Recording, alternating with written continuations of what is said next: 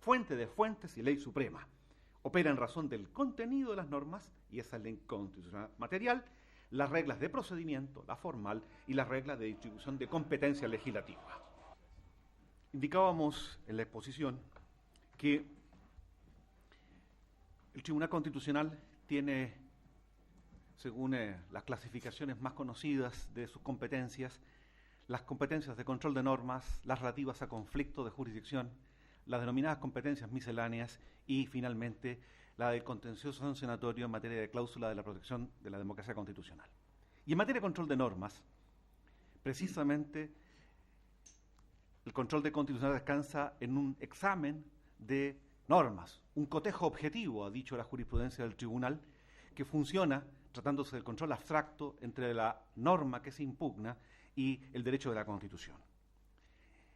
En autos, el requerimiento de inconstitucionalidad impugna actuaciones, por lo que falta el presupuesto procesal básico de la competencia del tribunal del número 3 del artículo 93.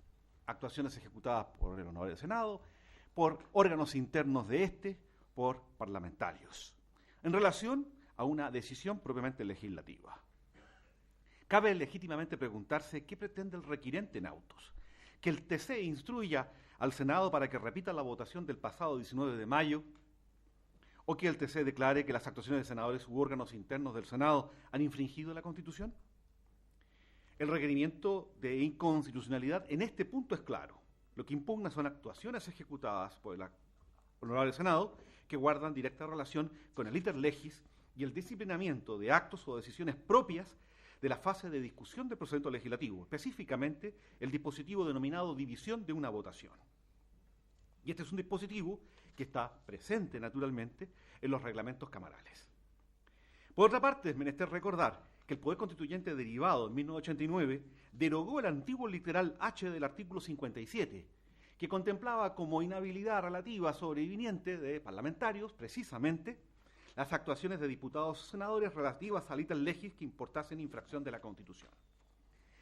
Tal reforma constitucional del año 1989 suprimió este literal H del viejo artículo 57 de la Constitución, entendiendo de que esta norma amordazaba la función pública parlamentaria, dejando subsistente, por tanto, en relación a las actuaciones de los parlamentarios en las cámaras, los mecanismos de disciplinamiento reglamentario y los mecanismos de control de constitucionalidad reglamentarios. Es decir, desde la perspectiva de la justiciabilidad de las actuaciones, estamos ante un caso de competencia derogada hace 22 años por el constituyente derivado. En segundo lugar, planteamos, en relación también a la falta o ausencia de presupuestos procesales, la no justiciabilidad del reglamento parlamentario.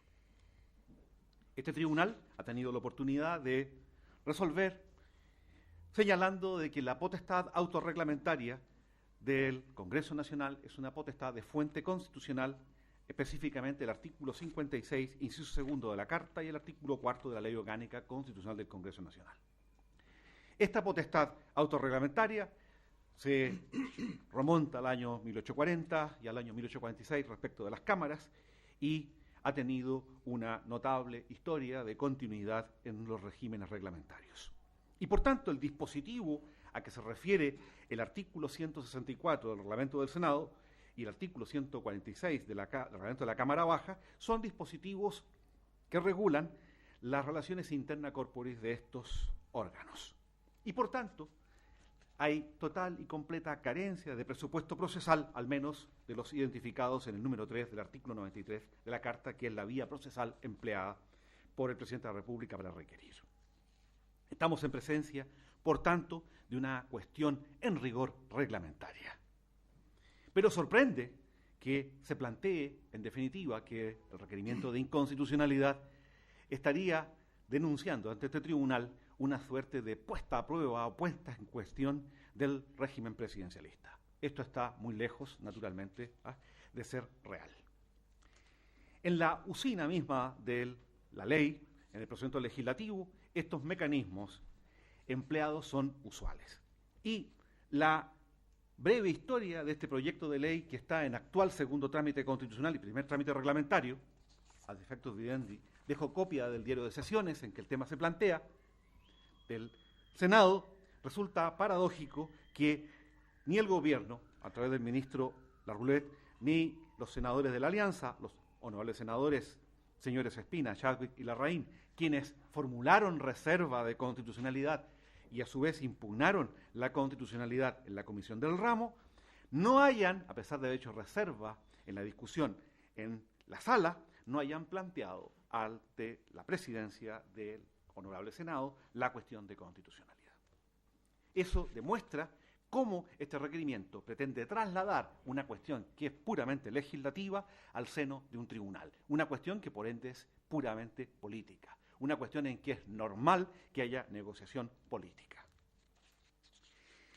Y los ejemplos están al canto respecto de la profusión con que se utiliza el mecanismo de la división de la votación tanto en la Cámara Alta como en la Cámara Baja. Y nuestro Tribunal Constitucional, sobre el punto, sobre el reglamento parlamentario, ha sostenido que dado que las competencias del tribunal son competencias tasadas, lo dice en la sentencia Roll 1216 de 2008, de 30 de octubre, señala que el reglamento parlamentario no es un acto impugnable ante este tribunal. Específicamente el considerando séptimo de la sentencia Roll 1216 de 2008 hace recuerdo de que en el íter de reforma constitucional, de la reforma del año 2005 promulgada por la ley 20.050, los entonces senadores Vitar, Hamilton, Viera-Gallo proponían otorgarle al Tribunal Constitucional la facultad de ejercer el control de constitucionalidad, dice comillas, de los reglamentos de los órganos constitucionales autónomos. Y agrega este fallo que, naturalmente, el reglamento parlamentario quedó excluido de la competencia del Tribunal Constitucional. Y por tanto resulta muy evidente que, en definitiva, falta un presupuesto procesal básico, elemental, para que prospere este requerimiento. Pero además, debo agregar, y en esto el tribunal ha sido contundente, no es posible asimilar el reglamento parlamentario a un proyecto de ley, aunque se tramite la reforma o la aprobación del reglamento parlamentario a las mismas reglas en cada Cámara. Señalando el tribunal en la sentencia, considerando décimo y décimo primero, que no cabe asimilar el reglamento de la Cámara de Diputados o el reglamento del Senado a un proyecto de ley para efecto de lo dispuesto en el artículo 93, inciso primero, número 3 de la Constitución Política. En suma, el control de constitucionalidad de un reglamento parlamentario y su preceptiva excede la competencia del Tribunal Constitucional. Y, naturalmente, cualquier cuestión relativa al reglamento parlamentario, como es la división de la votación, no es una cuestión de constitucionalidad que admita ser justiciable ante este tribunal.